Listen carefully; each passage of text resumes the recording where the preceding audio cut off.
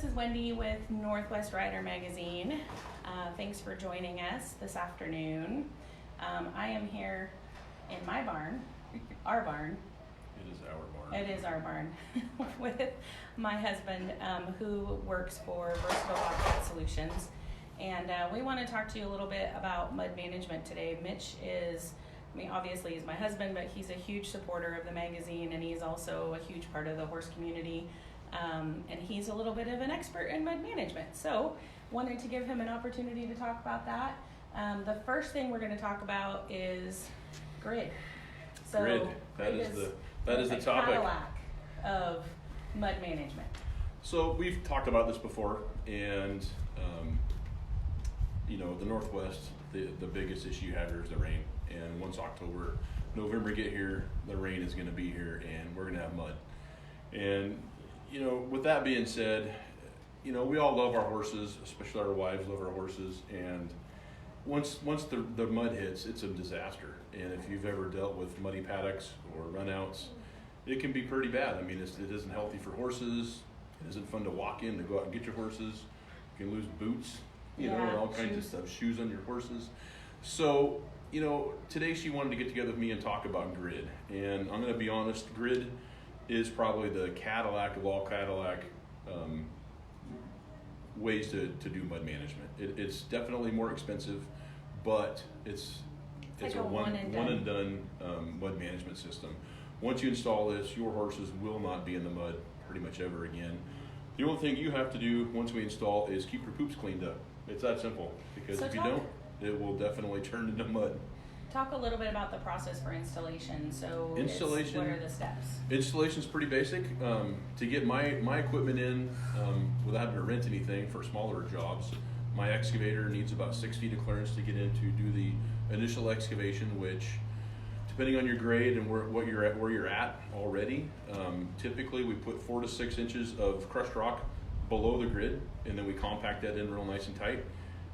After that, we install the grid. This is just a 1 foot by 1 foot chunk of it. It comes in a 3 foot by 4 foot layer from the manufacturer, which is right here in Washougal, Washington. So it's pretty nice for me to be able to go pick it up myself with the Bobcat trailer or the truck.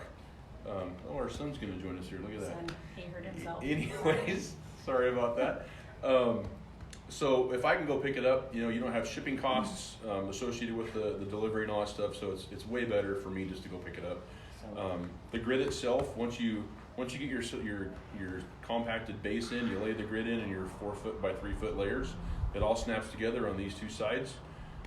Once you get that installed, you lay in some 3/4 minus or 5/8 minus into the grid, compact it one more time, and then on top of that you get a footing. And that's where you get to make your choice on what footing you want to install. It can be either the manufacturer, he likes to use 1/4 minus. Personally, I think 1/4 minus sometimes is a little coarse for some of the horses and some of their different hoof issues. We typically go with the screenings from Cadman out by Louisville. It is basically pea gravel with some sand mixed in it.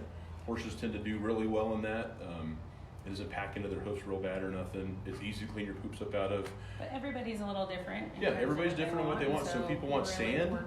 Some people want the 1/4 minus. Some people have had 5/8 minus installed on top for a footing. It's totally up to you and what you want for your own pony. So grid's the Cadillac, obviously. That is like the premier solution. It's going to last you the longest. But one of the things that I know you talk about a lot is that you offer other solutions that work well too. Absolutely. And you can kind of tailor something to fit someone's budget. Mm-hmm. So what are some of those other solutions? We can start off with a basic French drain system around your barn to divert the water away to begin with. Usually that isn't enough. You're still going to want to do something with your paddocks, and that can be either the grid or the lesser expensive version, which is going to be do an excavation and then hit it with a layer of fabric. And then on top of the fabric, you go ahead and do your 1 1/4 minus, about 4 to 6 inches of that, depending on how deep the mud was. And then hit the top of that with a couple inches of 5/8 minus, and then go on top of that with your footing, which could be either the 5/8 minus or the screenings or the 1 1/4. Sorry, the 1/4 minus. We have an injury here on our son in We the have a barn. sliver. Sorry. It's tragic. It's a sliver. It's He's a going to die, I'm sure. 4-year-old sliver. Anyways. So You'll be okay, buddy.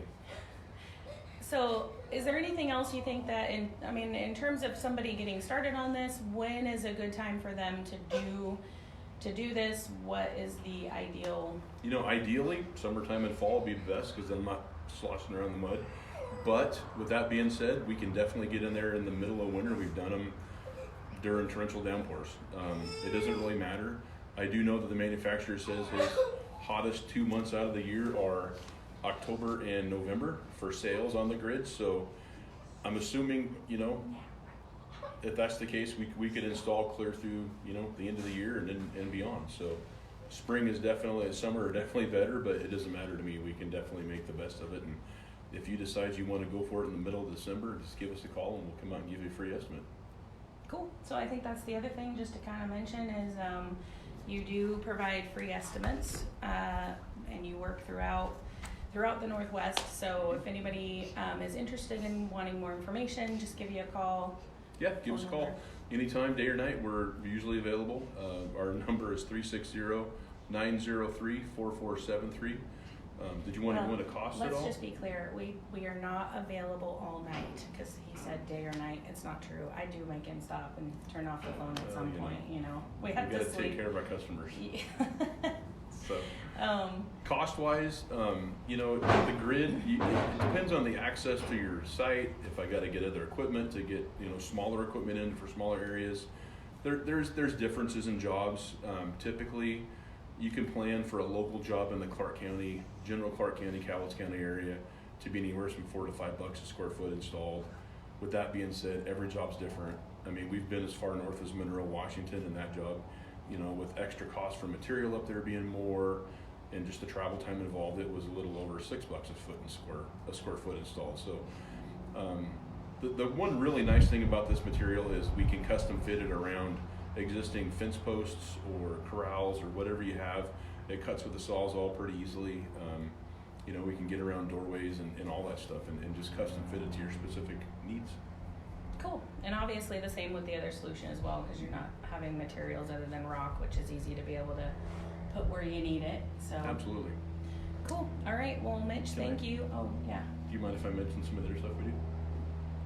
No. With everybody being in the horsey world and having property, we do specialize in a few other things. One of them being custom brush cutting. We have a flail mower for our excavator that can pretty much chew up and spit out blackberries into a fine powder. It can be 10 feet tall, it doesn't matter. We can definitely do that. We do concrete demolition. We've done full house demolition. We can do dig outs for your new barn. We can do postal digging for your new pole buildings.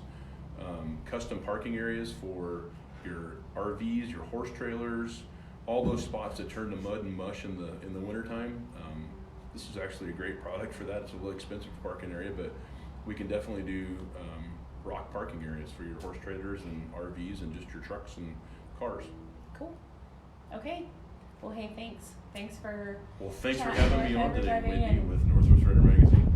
I appreciate your support of the magazine and also of the horse community. I know it's something that's obviously, since I'm passionate about it, you're passionate about it. You have your own horse, and we enjoy